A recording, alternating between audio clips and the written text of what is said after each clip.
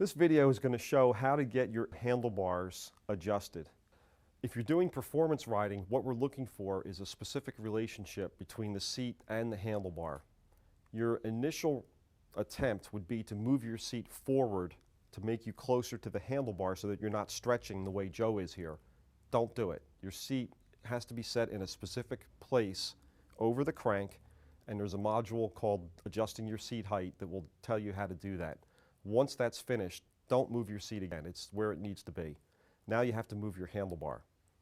So if we look at how Joe is sitting on the bike now, you can see he's really stretching to reach the handlebar. And if you look at his hands, his wrists are kind of like down, like he's reaching down for the brake lever, and you want his hands to be a bit more relaxed. So we're going to make a couple quick adjustments, and we're going to get him back on the bike. So if you could jump off for a second.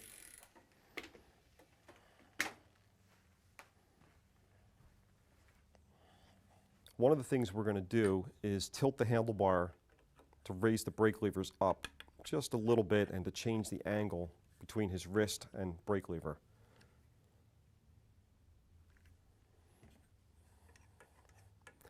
Now, if the distance between the seat and the bar were too long after we made these adjustments, the next step would be to change the length of the stem. So you would measure that center to center, and if you had to go longer, shorter, just order another stem of the appropriate length.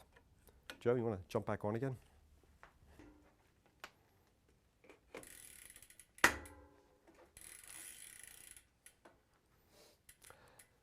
Now he's reaching better for the handlebar. His hands are in a much more relaxed position. And in order to adjust the length between the seat and handlebar, you would have to change the stem length. But as he's sitting now, that looks fine. The height of the handlebar is adjusted as a personal preference. If you're racing, what you're looking for is when you're on the drops, so put your hands on the drops for a second. You want your back to be flat, bend at the elbow, and that's a good position on the drops. So I would say in terms of handlebar height, that's fine. If everything else were lined up, you could raise the bar a little bit to get more of an angle in here, but the way Joe's sitting on the drops, it's looking pretty good. Nice flat back, good position. Next, we're going to talk about determining the width of your handlebar. If you're a casual or recreational cyclist, your handlebar is going to be wide enough so that it's comfortable. If you ride in a lot of traffic, you don't want a handlebar that's too wide, or you're going to be hitting cars and getting caught between whatever, mailboxes, whatever. So city driving, narrow bar, everybody else, you want it to be comfortable. If you're doing performance riding, what you're looking for is a handlebar that matches the width of your shoulders.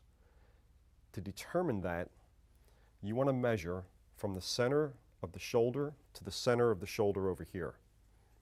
So for Joe, if you put a metric ruler up and we go center to center, he measures out at 42 centimeters. So next what you're going to do is measure handlebars, and you're going to go from the center of the bar here to the center of the bar there, making sure that that matches up to the width of the shoulder. Because this handlebar matches the width of Joe's shoulders, when his hands are on the brake lever and his wrists are being held straight out so that the center of the wrist, the brake lever tip, it's in a straight line. If you notice, his arms are making a very slight angle outward, which is exactly what you want. You don't want your arms in because it's going to constrict breathing, and you don't want them out too wide because it's hard to control your bike. So you just want them splayed out just a little bit, exactly as you see them there. This is going to show how to get your aero bars adjusted. Now if you notice the way Joe is sitting on here, his back is flat with the ground, which is good, that's what you're looking for.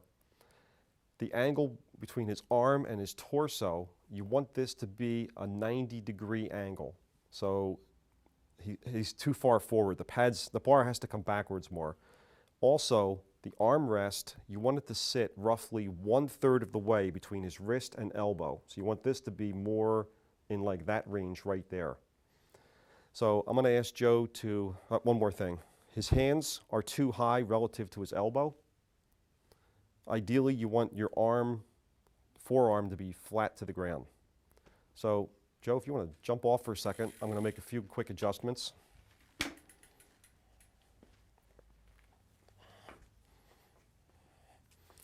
So the first thing we're going to do is slide the whole handlebar back.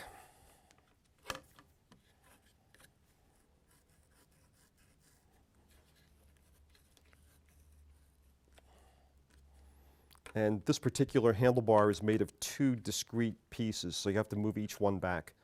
Some aero bars are constructed out of 1 piece, and they would both move at the same time.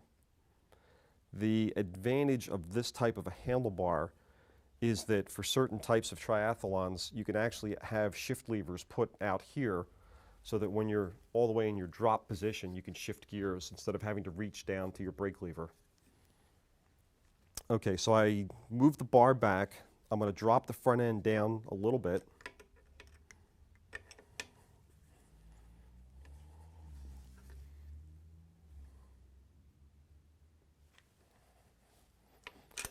Now, I've been doing this for 30 years, so I have a pretty good eye of knowing how much to move stuff. Not to say I'm going to get it right the first time, but I'll get it pretty close. It's going to be a trial and error thing. You're just going to have to make minute adjustments and then look at your position and see how things go. Okay, so I moved the bars back, dropped the front end down. Joe, let me have you jump on again.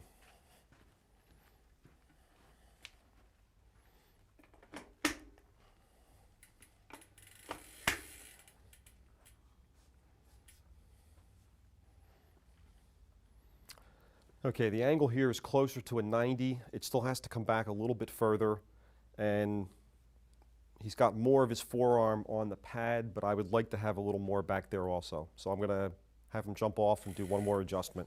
But you can see the front of his hand was looking pretty good. Forearms were getting flat.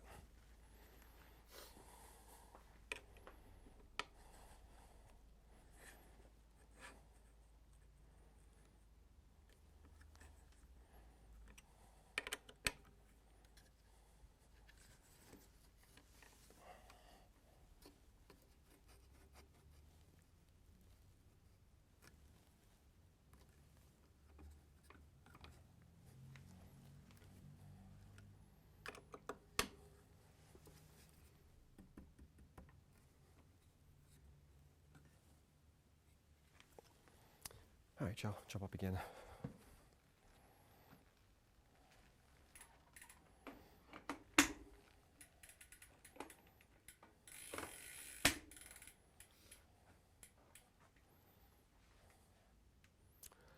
Okay, you can see his arm is nice and flat here.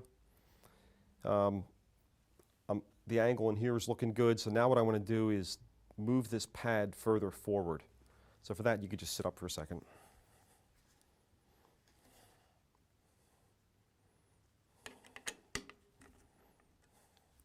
Okay, try that again, Joe. All right, that looks really good. If you notice, he's got a right angle in here. This pad's about 1/3 of the way down his forearm. Forearms are pretty flat to the ground. He's not really reaching, like his wrists are down a little bit, but they're not like reaching all the way down. So for those adjustments, that looks good. The only thing left at this point is adjusting the width of the bars and the angle that the pads make. The next thing we have to adjust with aero bars is how wide they are across here.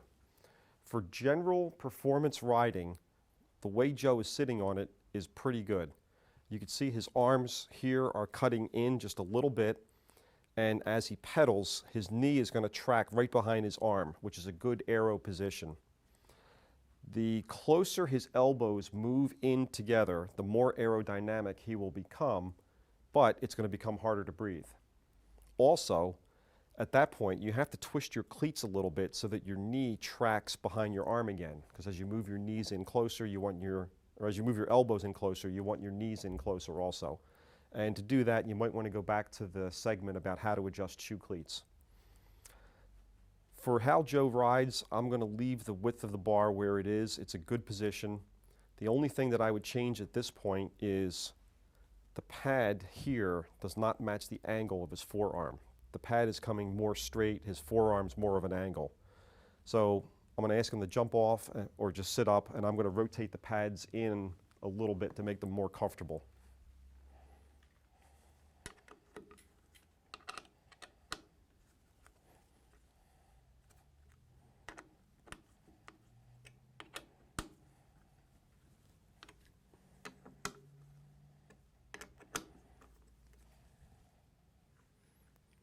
And make sure you match the angle the same on both of them.